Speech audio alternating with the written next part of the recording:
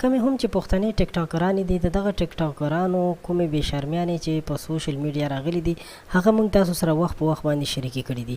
اگر که دغه بې شرمیانې چې کومې دي دا شریکول هم نه دي پکار، خو بیا هم موږ تاسو سره د دې دپاره شریکوو چې تاسو خپل اولادونه خپل بچي د دې ګند نه د دې سوشل میډیا د ټیک ټاک وغیره نه وساتئ. اوس مهال چې د کومې ویډیو خبره کوو هغه د کیوټ مانو ده. د دې یو ویډیو ده چې تاسو سره به شریکوم، خو د هغې نه وړاندې دا خبره یاد ولرئ چې څه موده وړاندې د دې یو داسې بربند ډانس هم راغلی و چې په هغه ډانس کې هر هغه حد پار کړی چې هغه یو پښتني جینۍ ته نه وي پار کول پکار. دې پکې کمیس هم ایستی او پرتوګ هم ایستی او یو وړوکی غوندې بنینې اچولی او په هغې کې دا ډانس کوي، بېهودګي کوي او د خپل وجود ټولې حصې خلکو ته ښکاره کړي دي، د خپل وجود د ټول اندامونه یې ښکاره کړي دي.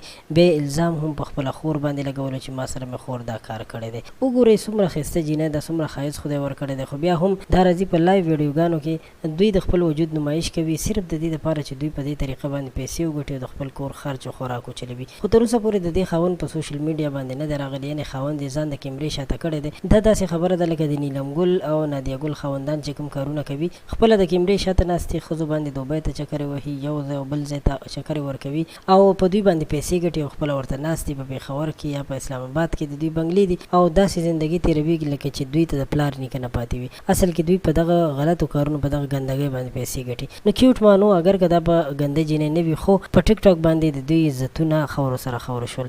زما ټولو پښتنو ته خواست دی چې د دې بېهودګۍ نه خپل اولادونه خپل بچي وساتئ. د پاکستان او خاص کر د پښتونخوا حکومت ته خو دا وایم چې په ټیک ټاک باندې بندیز ولګوئ، ځکه چې د ټیک ټاک کوم لایف فیچر چې دی په هغې سره ډېر زیات خلک بېلاره شول، ډېر زیات خلک د سمو لارو نه وران شول او بې حیایۍ بې پردګۍ ته یې مخه وکړله. نو که تاسو هم ما سره متفق یې نو خپل نظر او خپل اواز را سره ضرور بدرګه کړئ او زموږ چینل هم سبسکرایب کړئ. ستاسو ټولو ډېره مننه، خوشحالي مو غواړم، بریالي اوسئ.